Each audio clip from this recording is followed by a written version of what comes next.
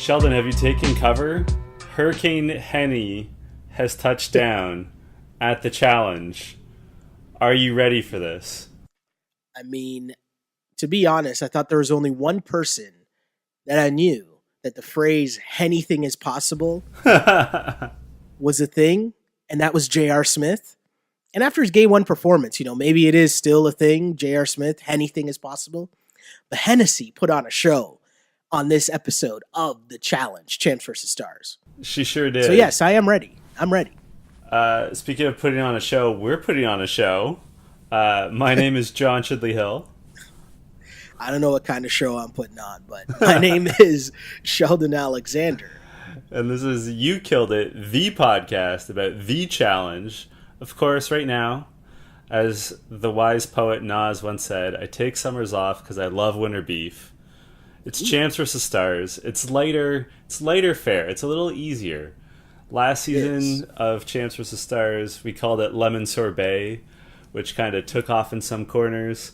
I feel like it's more like, you know how in the summertime you eat more salads, not just for like that beach bod, but just because it's too hot for like heavy stews and stuff?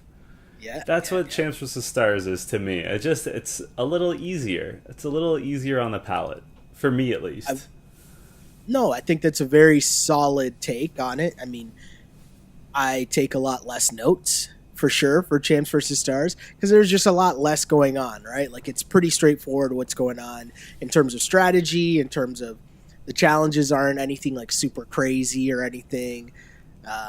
There's just less to break down, So it's an easier watch. Still fun, though. I'm still having fun with it. It kind of tailed off a little, but I mean, there was definitely, some high notes or Henny heights. I was trying to think of something that works, but you know what I'm saying. Anyways, there's still enough going on that, kept me entertained.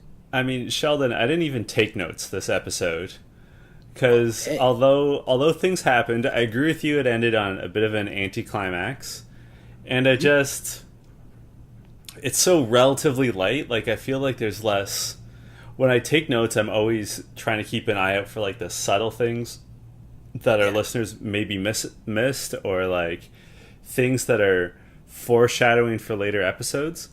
Yeah, not really necessary for Champs vs. Stars, because there's a lot of just like, there's more, I guess, character moments where they're just sitting and talking, and like an example. I'm kind of getting ahead of ourselves, but there's like a moment where Ashley, our girl Smashley, who I just like more and more, is sitting and talking with Brooke Hogan about like their relationships with their fathers, and it's not I doubt it's really going to pay off to anything. It's just like a kind of catches viewers up on what happened with Ashley after she left last season when her father fell ill, and kind of like a nice get to know you moment with Brooke Hogan. But like that's it. Like, I don't think it's going to come up again in gameplay, probably. So, it's there's a lot more of that. There's more fluff, I guess.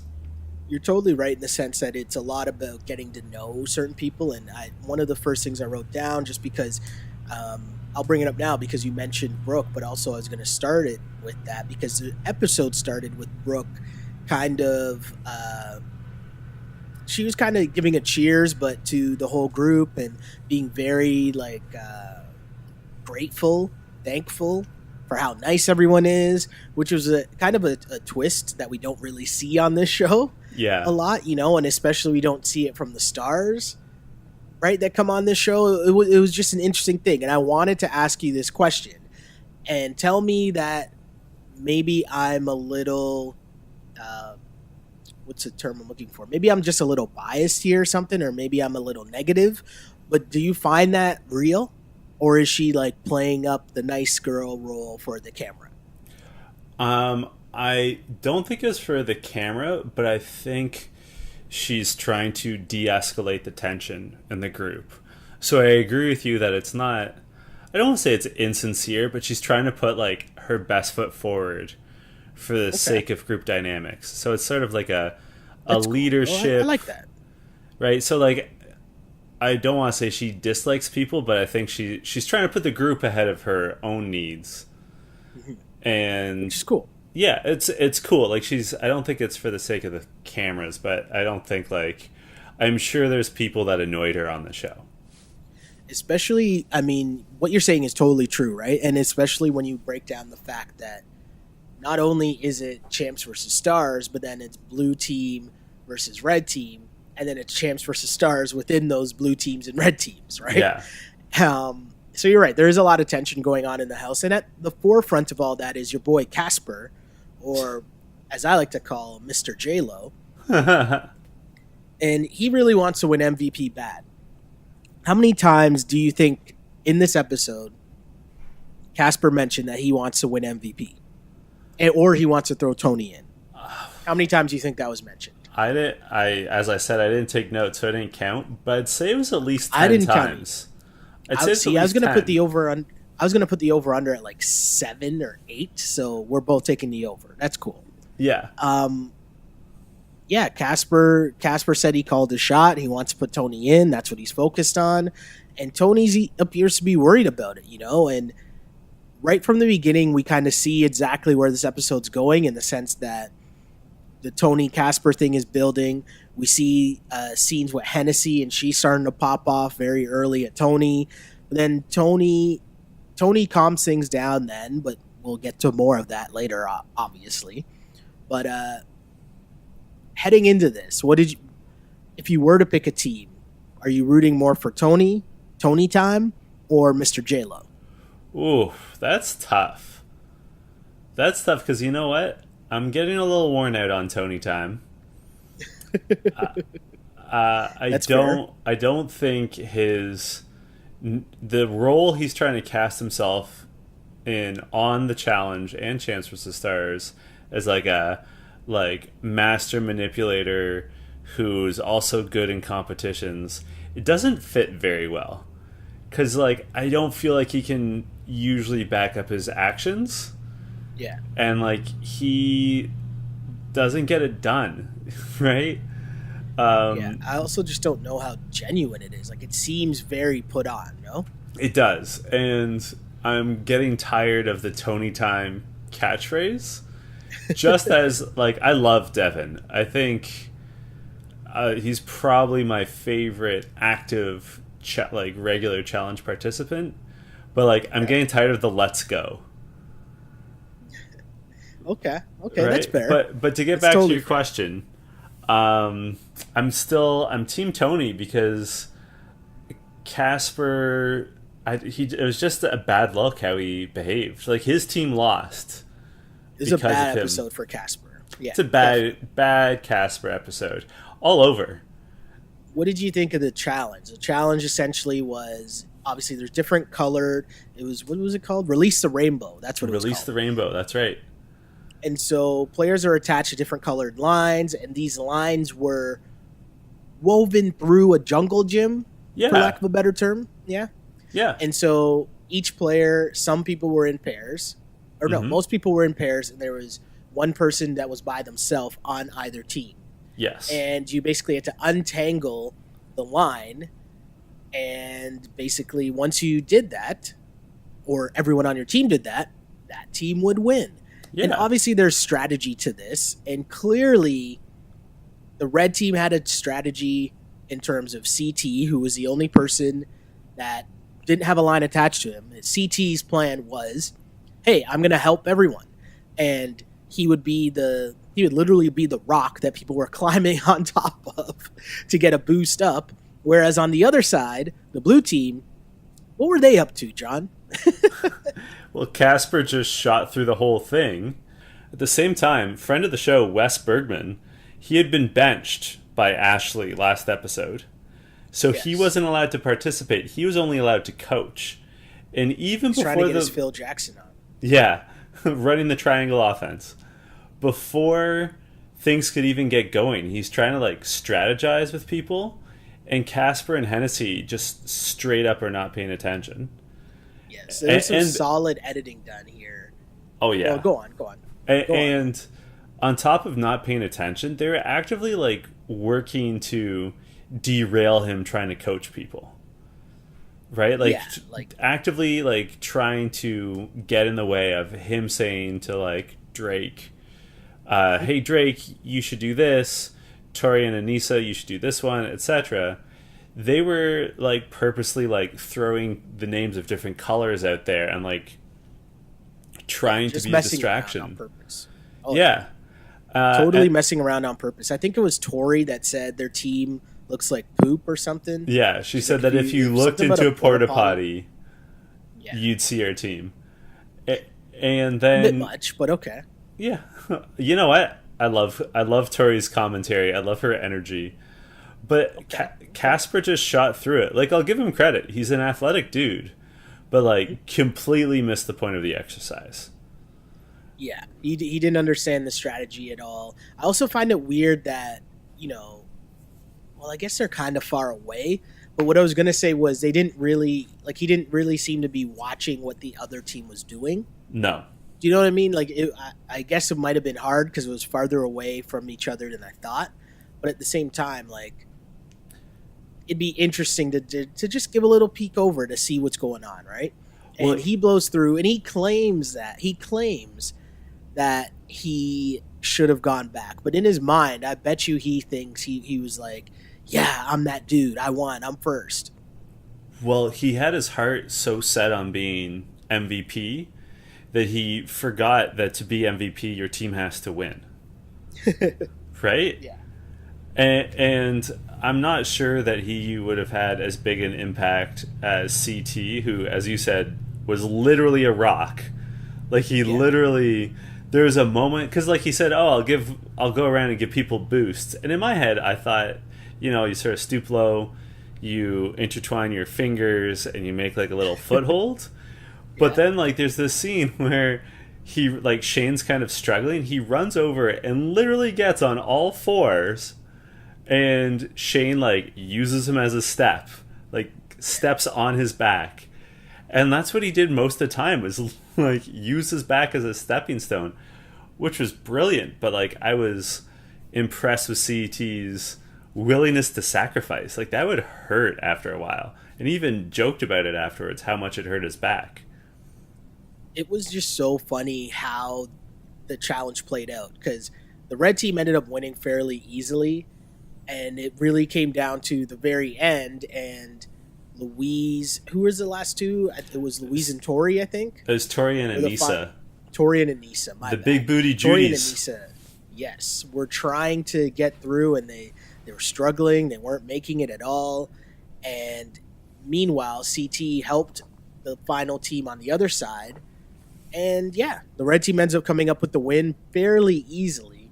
And it kind of set the tone for just the red team having a very dominating episode.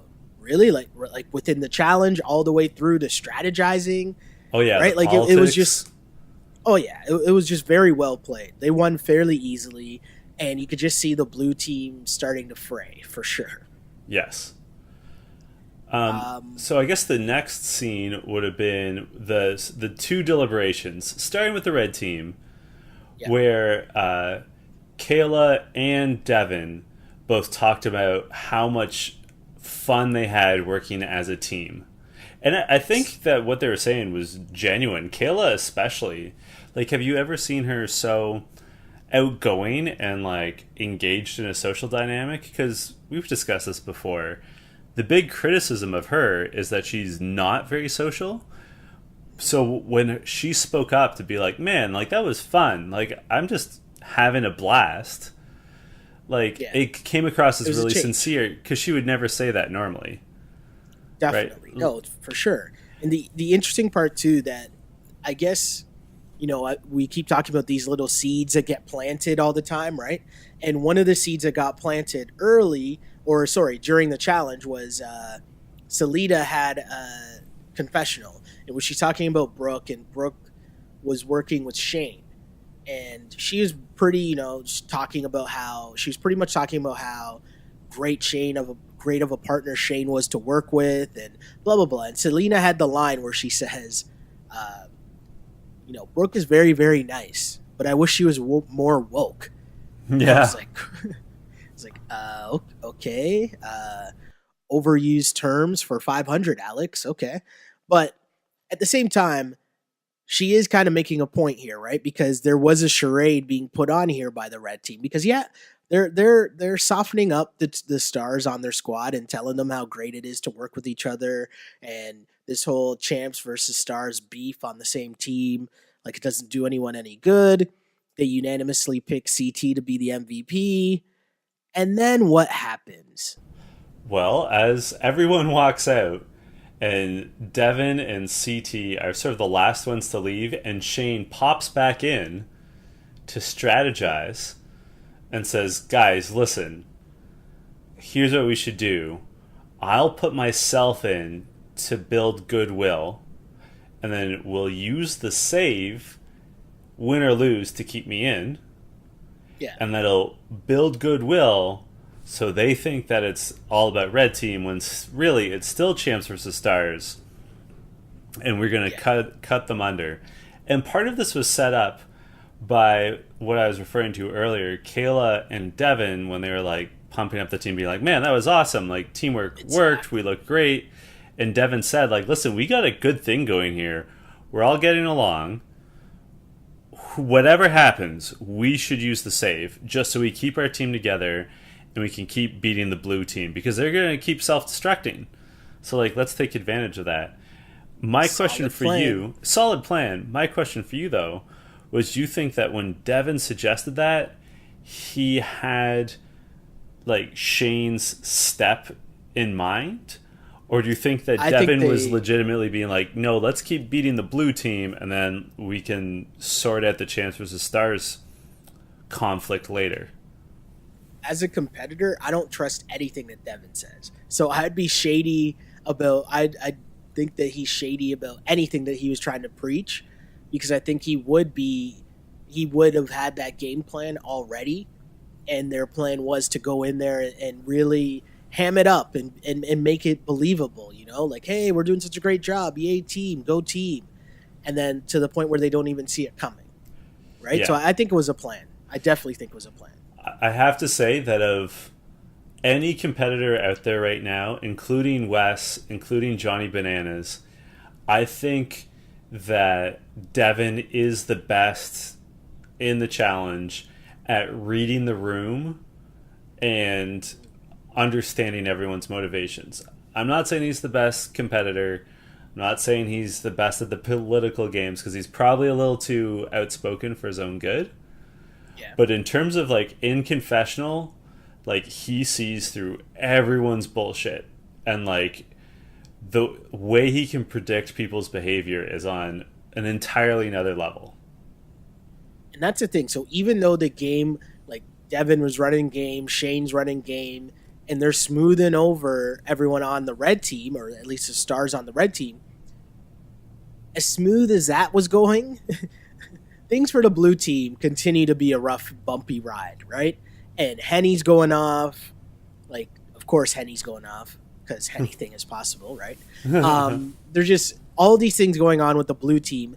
And then in the craziest twist of the season, I don't know if Tony thought that he turned into... what's my dude Al Pacino's name? Al Pacino in Any Given Sunday. I don't know like what happened to Tony, but he starts giving like this Rudy-esque type speech about how they're gonna come back together and work as a team and blah blah blah blah. It just seemed so terrible and phony, and it was one of those things where for the first time I really saw Tony trying to be Johnny Bananas or something. Yeah, right. Like he was giving like this speech that is supposed to come off as being genuine, but instead it sounds so contrived. Like he sat in his room before the deliberation and like wrote it out on a notepad, right? Like it just seemed weird to me. Either we heal as a team or we will die as individuals. That's the line you're looking for from Any Given Sunday. And that was so my terrible Al Pacino voice. And now I have to drink water to try to repair my voice after that. So, yeah, the blue team is in shambles. Tony gives a terrible speech, cool. And it was funny to see that the same group of stars aren't buying it. So we get Booby, Lil Mama, and Louise. They're like, no, no, no, this is a cover up. We see exactly what's going on. They're trying to play us right now, right? Yeah. So that leads us to what is that when the Miz comes in and they talk about that's not deliberation anymore, right? What is that? What would we call that? When the Miz comes and they I guess that's ceremony? voting. Nomination Ceremony to borrow from Big Brother. Yeah, let's do it. We're doing it. So yeah, we get into the nomination ceremony and everybody's waiting for Hennessy, who shows up 30 minutes late and then gets into it with Devin. And to follow up your earlier point about Devin, John, I think he definitely knew exactly what he was doing in this instance, right? Like he definitely knew that, hey, if I just keep going and I just keep poking the bear here, she's going to pop off.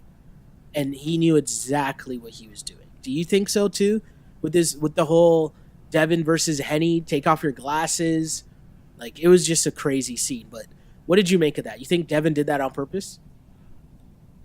I think he was sincerely annoyed with her. I really do.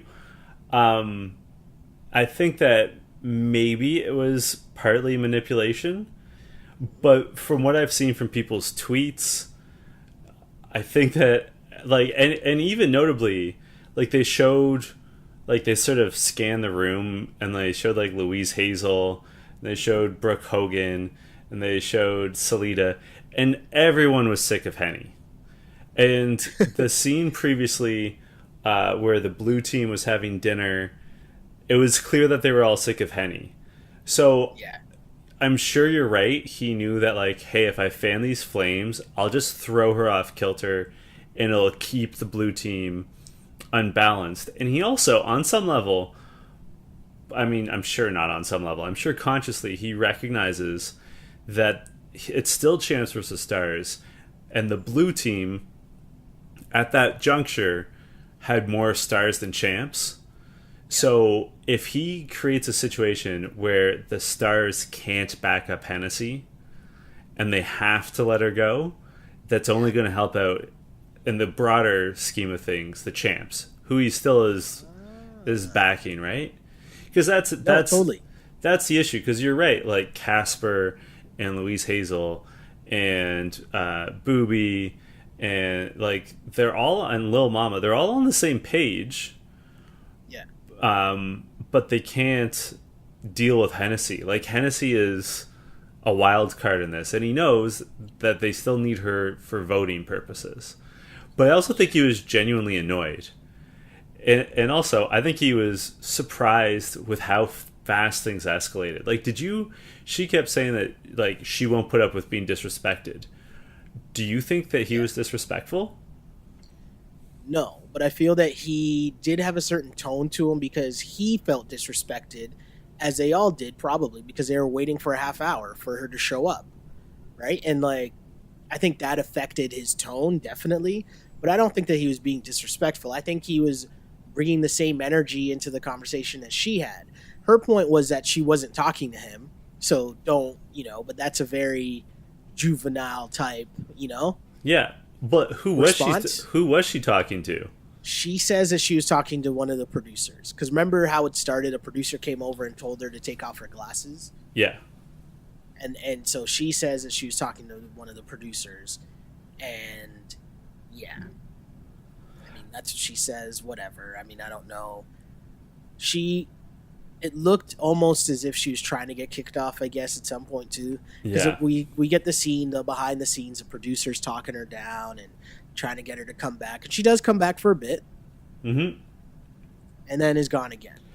Long enough to vote Tony in. And she even said that. She's like, no, I got to vote Tony in. Yeah. But I have a question for you. What do you think her deal is? Because even before the situation with Devin, and even before that dinner scene where she sort of flipped out on Tony, and Tony wasn't being rude to her at all. Yeah. So I forget who, but one of the stars said, like, Henny is paranoid and thinks everyone is out to get her. Why do you think that is? Like, is it just the tension of the situation, or? Yes. I think it is that, because I feel like she didn't know exactly what she was getting into in terms of coming on this show. I think they kind of knew, but she wasn't really sure in terms of, okay, well, these are some real super crazy athletic type challenges. And then the behind the scenes stuff, you can tell when someone's spinning you, right? When you're being played or someone's trying to play with you, right? Like, and I think she wasn't used to that side of the game or wasn't expecting that side of the game, and that threw her off from the normal game plan because you could clearly tell that part of her game plan was to come on and be, have all these kind of like weird ad libs, right? And keep kind of repeating them and making a thing and over again, no matter what, right? And just like fake snap at people and then just be like, oh, I'm joking, or whatever, right? Mm-hmm. So I feel like she was kind of all over the place. And then you come in thinking that this is what it's going to be, and it's nothing like that. And then you just start looking for the exits. Yeah. That's what I think happened, right? I think, like, hearing what you're saying, I think that part of her issue is also that I think she's just straight up nervous. Right? Like, if you think of the way that she has become famous and that her sister has become famous, they're very much in charge of the content that they're in, right? Yeah. Like, they have direct control. And she even said that when she was talking to the producers, like, I'm not gonna take my sunglasses off, like, I'm not gonna ruin my brand. Which is hilarious to me because I like to talk about my brand sarcastically all the time. So I'll be like, oh, being hungover on a Sunday, big part of my brand. Or like eating a pound of chicken wings, that's part of my brand. But I say it like tongue in cheek. But if you think of, like, she kind of got famous through like Instagram videos, and Cardi B got big originally through SoundCloud. It's very much you're in charge of how you look and how you sound. Yep. So I think that she was nervous because in this environment, that's taken away from her. Like, unkind edits is not a thing in the world that she's from. Right? And having to collaborate with others, it's not, when you're taking a selfie, you can take 30 different ones, slap on all the filters you want, and like, you've set the lighting yourself and everything. You don't get to do that with the challenge. If you like fall on your ass, you fall on your ass, and they're probably going to show it. And that's probably made her really uncomfortable. No, for sure. And so she makes a decision that she's going to leave the show. And it's a second straight year, obviously, where someone ends up quitting midway through the show, but after having an altercation with another castmate. But specifically a situation, a confrontation where a star leaves because a champ got on their grill or got on their kitchen and just like freaked them out. Yeah, exactly. So after that happens, though, you did mention that she didn't leave before she got to vote in Tony. Yeah. And we talked about Shane going in as well. And this I found super funny because both Shane and Tony kind of played their way into the final. Except for the fact that Shane had the backup plan. Like, he had the Joker, right? In terms of, well, if I lose, they're going to vote me back in. On Tony's side, I don't think that was even ever discussed. No. And on top of that, I don't think it would have worked anyways. Because if you notice, there was, right as that all that's going down, Casper's breaking it down, right? Casper, and I think it was Louise, breaking that down like, oh, this is just a ploy. Like, they're just trying to play with the stars and make them believe that they're in it together when really it's still champs versus stars. And yeah, they were right. Totally. I have to give Casper credit. I'm not his biggest fan, but he's also good at seeing through people's bullshit. Yeah. He's very good at that. It's happened even in the first episode. Like, as soon as he went up, he's like, they're playing you guys. And like, Louise Hazel deserves a lot of credit, but so does Casper for calling it and saying it out loud so that all the stars heard. Like, for sure. He was an idiot this episode, but in general, I'm impressed with his ability to see things for what they are. No, I totally agree with you there. So yeah, it's Shane versus Tony. Shane versus Tony elimination round, and yeah, this was a weird kind of challenge, right? You had a bunch of faces, your Yep. opponent's faces, and it was covered with paper, and there's a hole, and you had to break through the face Mm-hmm. to basically, I think it was up to six. Yeah, And it was there pretty six. back and forth. You had to toss objects through a hole. Each hole was covered with the image of your opponent's face. So you had to break the face essentially. Um, yeah, I don't know if I liked this challenge. I thought it was kind of lame. I think it kind of dragged on for a little too long as well. And yeah, I mean, to me, the drama of it all was drained because of the whole. We knew already if Shane lost, like there were no stakes to it, so I wasn't really into it. You when you said it was anticlimactic, the ending, you're totally right. Yeah. Totally right. I Totally. will say one of the things that really hurt it was that, well, I hurt and helped it. Both Shane and Tony really panicked because like one of the things they could throw, like, so they shattered these crates, and then the crate would be an object that you would throw through your opponent's face on the cornhole board. And like, one was a dumbbell, like a 5-pound dumbbell, but one was a bag of tennis balls, and they just had to like get through paper. But in both cases, they just threw the bag of tennis balls at the board instead of, taking the tennis balls out one by one and throwing them at the paper, which to me is like, you could just, if you have a halfway decent arm, you could just like Shouldn't be pop that through hard at like all. 5 of those in a heartbeat with tennis balls. Like, they're made to be thrown, Yeah. No, you're totally right. but they were so Shouldn't like have been. panicky in the moment. It shouldn't have been a thing at all. And then the other part about it was, again, it was another scene that was sort of edited. Like I could tell it was edited a lot. I don't know if that makes sense, but it just seemed, I didn't think the challenge was that good. I thought it was all right at best, and the episode kind of got weaker and weaker as it went along. To Yeah. me, Yep. I also, a rare criticism of the producers and the editors. ooh, The red team came in doing this like dance walk, like they're like the Yes. purple cobras, and they like split up. They did like choppy editing between them coming in and the blue team coming in. I was like, that's awesome. Like, they clearly thought about it, and they're showing team unity, and it's funny. yeah, And then when they had to vote whether or not to keep Shane on, they all raised 3 fingers like they were on the Hunger Games. And Miz is like, what are you doing? I'm like, come on, Miz, it's the Hunger Games. Great reference. I didn't know that either. Ah, damn it, Sheldon, come on.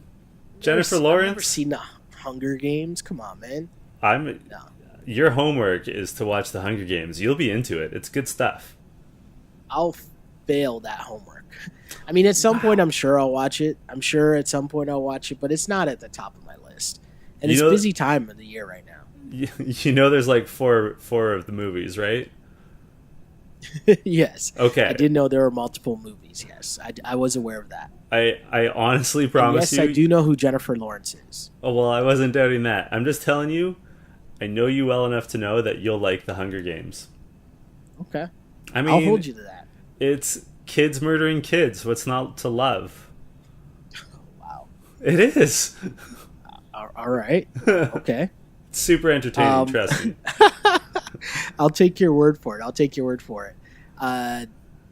Speaking of who killed who, I guess Tony killed Shane, but it didn't matter because Shane's team saves him, Yeah.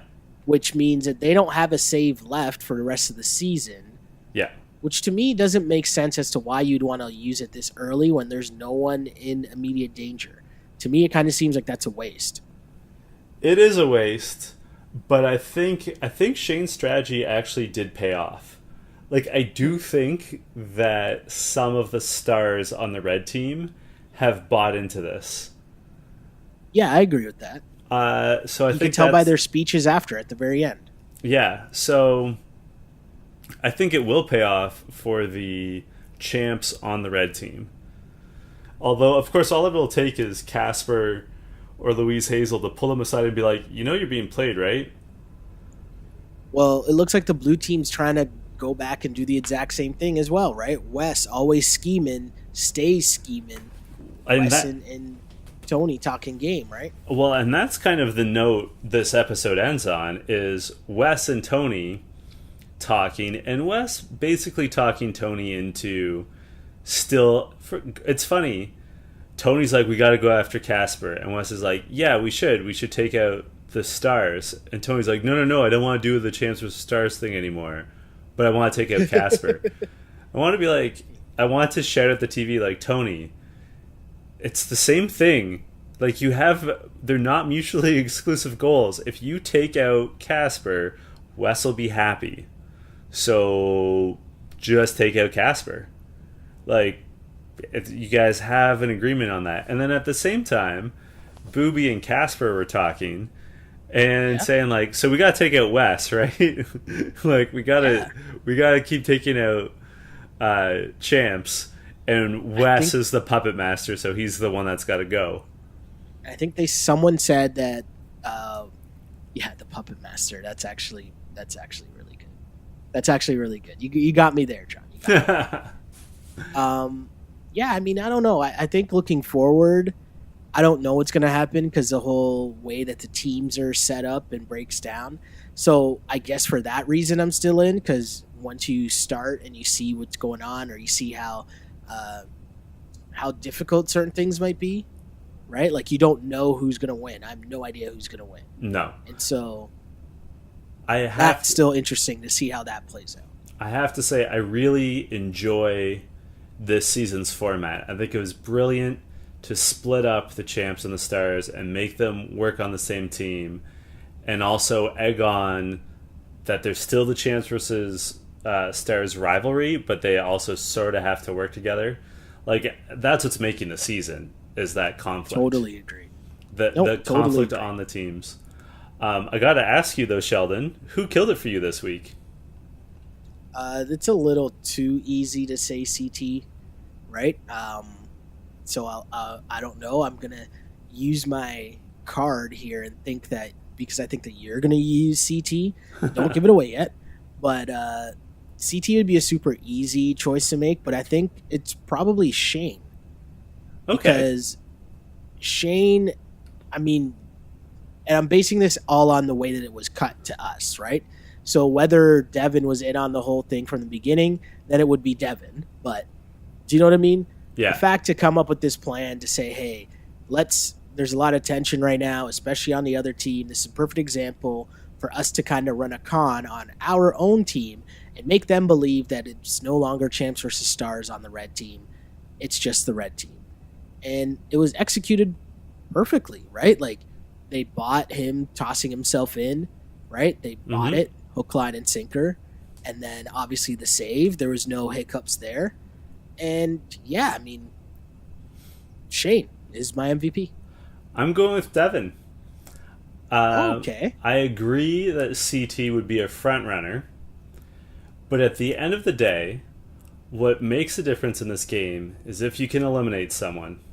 And only one person was eliminated from this episode. Okay. And that was Henny. Henny. And That's Devin. Fair. That's fair. Devin was the one who got that done. And sure, she's on another team, but when it comes to Champs versus Stars, he took out a star, basically single-handedly. And he shifted the balance of power on the blue team. And he didn't even really get his hands dirty. Like I said, I honestly don't believe he was that disrespectful. He was no more disrespectful of her than she was of him and everyone else by being half an hour late and having like a little tantrum. She broke her sunglasses on him, which isn't you're totally right. Awful in the grand scheme of things.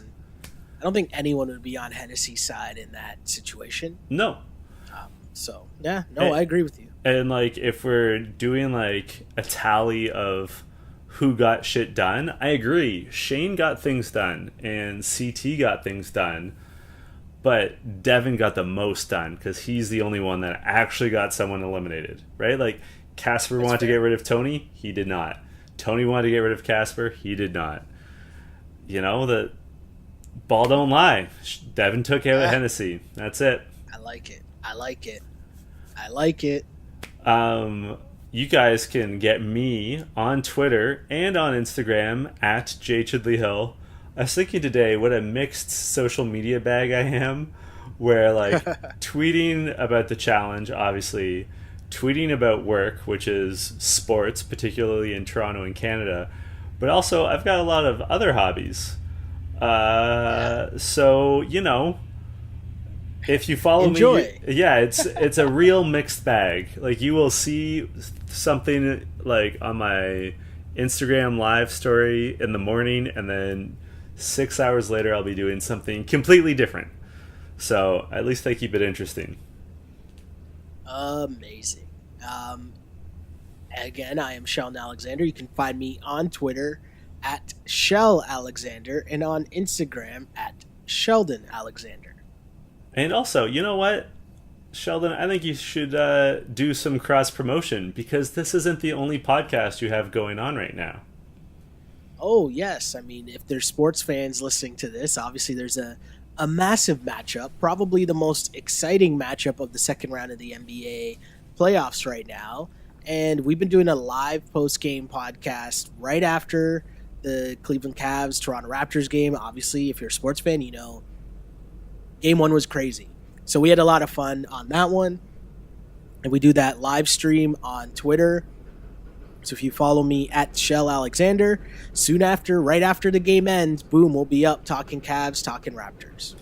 And it's also on YouTube and SoundCloud under On Blast Podcast, right? Yes, I guess I should. I really suck at this promotion thing, eh? That's what I'm here yes, for. it is under the Ball on Blast, which is part of the On Blast Podcast Network. And yes, as John said, so eloquently, wow, elegantly, I made up a word that doesn't even make sense. But it's yes, a word now. It's a word now. And you can find us. I swear I speak a lot better on that podcast, or at least one would hope, right? What's going on? No, in truth, in all reality, the reason why I'm so tired and so out of it right now is because of doing that podcast last night. It was so late. Well, by the time I was done doing everything, oh my God. But anyways, yes, iTunes, SoundCloud, YouTube, anywhere you get your stuff. Obviously, there's video because it's a live stream, so you can watch the video on YouTube if that's your thing. Enjoy. Yeah, and I'm hoping to be on a couple of episodes of that as well. So if you like our dulcet tones and our chemistry, you can hear us talk about our day jobs on the On Blast Basketball podcast. So check that out as well if you're interested in all things Toronto Raptors, Cleveland Cavaliers, and the NBA in general. And Tristan Thompson. And Tristan Thompson, who has undergone a heel turn. The first Canadian I've ever heard booed in Canada. Not just a Canadian, but a Torontonian being booed by Torontonians. That does not happen often. It's crazy. That does not happen often. Anyway, until next week, this was You Killed It. You killed it.